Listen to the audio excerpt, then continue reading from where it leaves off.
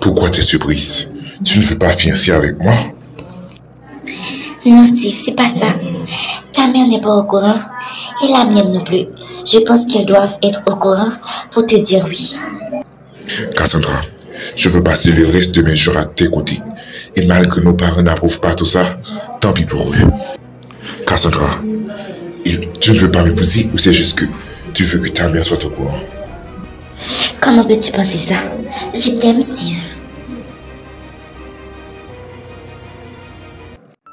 S'il faisait jour, on pourrait bien aller manger un morceau pour tout raconter, mais on fera ça demain. Ma mère t'attend demain pour parler du mariage. Girardeau, tu ne peux pas imaginer à quel point je suis trop contente. Très bientôt, on sera unis par les liens du mariage. Plus personne ne pourra nous séparer. Moi aussi, je suis trop content. Stacy, on va avoir une joie permanente. Je t'aime, Stacy. Je t'aime aussi, Girardeau.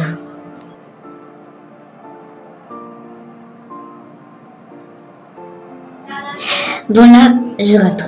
Parce que ma mère peut être en train de faire une crise d'angoisse. Et n'oublie pas, demain, je t'attends chez moi avec ta mère. Et s'il te plaît, Cassandra, fais tout pour la convaincre, pour accepter notre fiançailles. Oui, on sera là demain, c'est promis. Enfin, il est parti. Maman, pourquoi tu ne voulais pas que Steve te voie? Je sais bien la cause de ton sort. S'il me voit un soir, on peut dire adieu à l'envoûtement. Je vois. Alors, t'as tout entendu de notre conversation, n'est-ce pas? Oui, je sais que demain, je dois t'accompagner pour te présenter chez lui. N'oublie pas, les vêtements que je t'avais donnés pour mettre quand la rituel avait accompli, ce sont ces mêmes vêtements que tu dois mettre. Demain va être un grand jour, le jour de tes fiançailles. Oui, et tout ça, c'est grâce à toi, maman.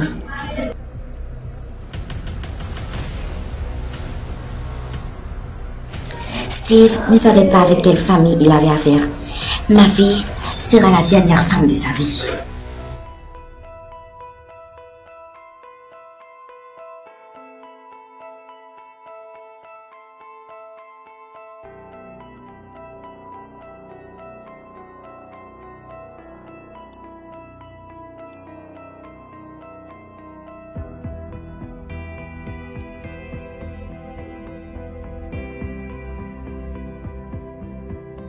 En fait, jeune fille, t'avais dit à ton délinquant qu'il devrait être présent aujourd'hui? Oui, maman, il sera là. Et toi, Steve? Tu avais vu ta femme de rêve? Oui, elle m'avait trop manqué. Avant tout, j'espère juste que tu n'as pas rompu ma règle.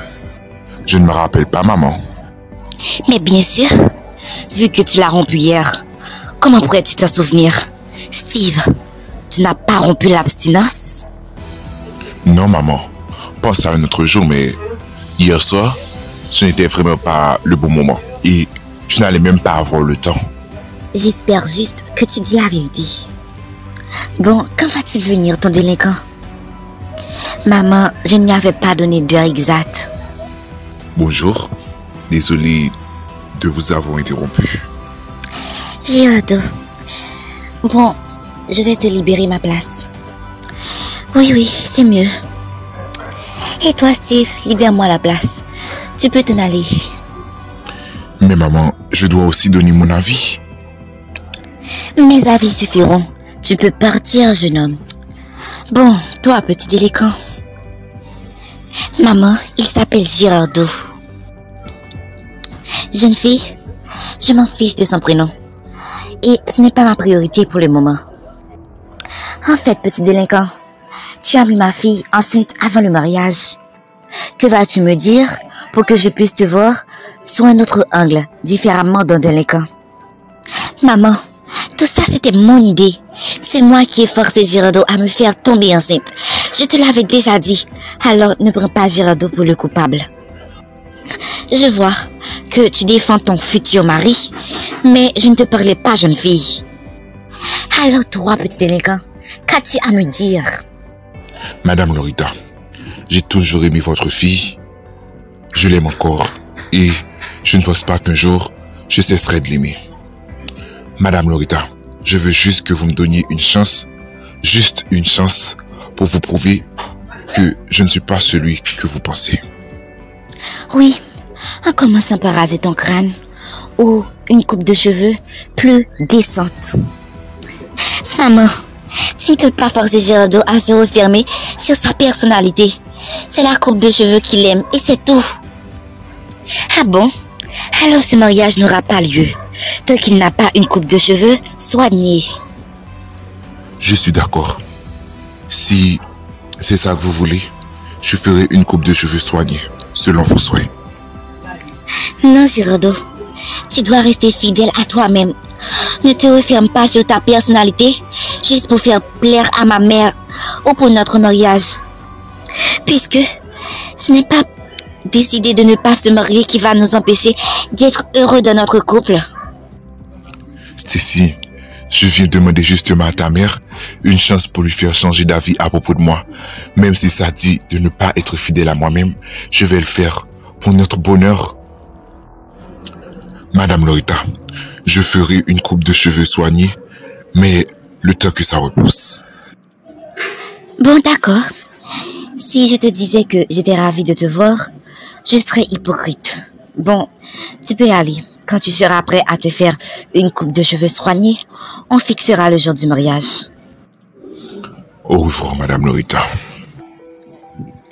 Maman, tu pousses quelqu'un à changer sa façon d'être pour te plaire, alors que le Nouveau Testament se penche sur l'amour inconditionnel de Dieu? J'essaie juste de lui mettre sur la bonne voie, la voie du Seigneur. Un enfant de Dieu n'aura jamais une coupe de cheveux comme la sienne. Alors que Dieu a un amour inconditionnel, c'est vous qui pensez que vous êtes tellement saint, vous changez les Écritures de Dieu en votre propre manière de voir les choses, alors que vous êtes en accord avec vous-même, mais en montrant que Dieu accueille tout le monde, alors que même vous contredisez ce que vous pensez. C'est absurde. L'amour inconditionnel de Dieu, mais pas pour ces gens, les gens qui ne rentrent pas aux normes de l'Église, une apparence saine. Maman, tu te retrouves tellement à écarter certaines personnes de Dieu que tu ne sais même pas ce que c'est l'amour inconditionnel. Dieu aime tout le monde et accueille tout le monde, peu importe ce qu'on veut nous faire savoir dans la Bible. Ce sont des paroles sacrées. Tout ce qui est écrit, ce sont les paroles de Dieu. Des paroles sacrées, mais écrites par l'homme. Des hommes qui ont été inspirés par Dieu. Maman, Dieu a donné à ces gens la liberté d'écrire tout ce qu'ils désiraient. Il leur a donné de l'inspiration, mais ce n'est pas en leur dictant mot par mot. Maman, je ne vais pas entrer dans tous ces mystères avec toi. Dieu existe et il aime tout le monde de la même façon. Un point, c'est tout. Peu importe ce que les autres veulent faire comprendre. Maman, on a de la visite. Dis-leur de rentrer.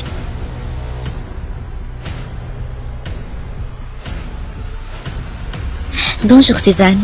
Bonjour Cassandra. Comment puis-je vous aider? Maman, je viens tout juste officialiser mon couple avec Cassandra. Sa mère est d'accord. On attend maintenant ton approbation. Alors comme ça, tu comptes officialiser ton couple? Joli progrès. Alors, tu nous donnes ton approbation, maman? Mais bien sûr, je dois soutenir le fait que mon garçon devient homme. Et, maman, je compte lui demander un mariage. Déjà, c'est beaucoup trop vite, Steve. Un homme, tu dis? Alors je dois aussi prendre mes responsabilités. Responsabilité? Tu es en train de ruiner ta vie. Alors comme ça, si ton fils est en couple avec ma fille, il ruinera sa vie. Non, Suzanne, c'est pas ça. Mais un mariage précipité, si. Steve ne comprend même pas ce que c'est l'amour.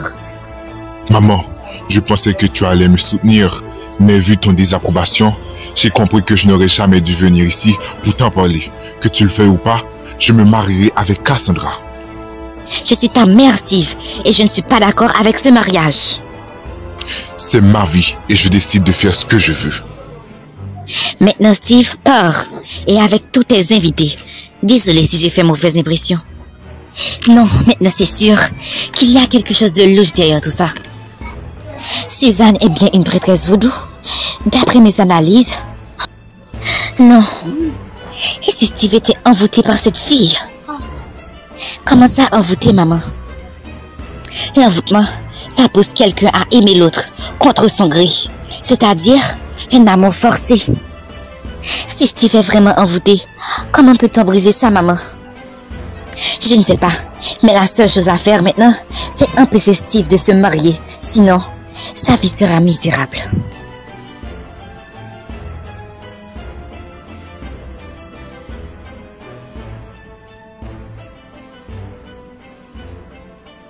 Cassandra, ne me dis pas que ce que ma mère vient de faire va empêcher notre mariage. J'ai bien peur, Steve. Mais c'est ta mère. Elle n'est pas d'accord avec ce mariage. Et ce mariage, ce sera contre son gré.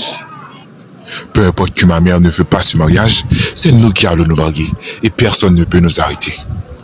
Alors, Cassandra Cruz, veux-tu devenir ma femme? Oui, oui, je le veux, Steve.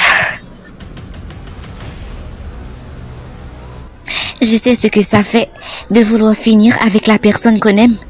Mais si Steve est vraiment envoûté, je dois faire quelque chose.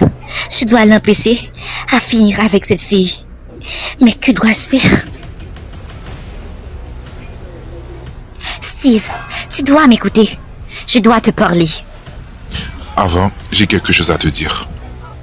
Quoi encore? Que tu le veuilles ou pas, que tu sois là ou pas, après-demain, je me marierai avec Cassandra.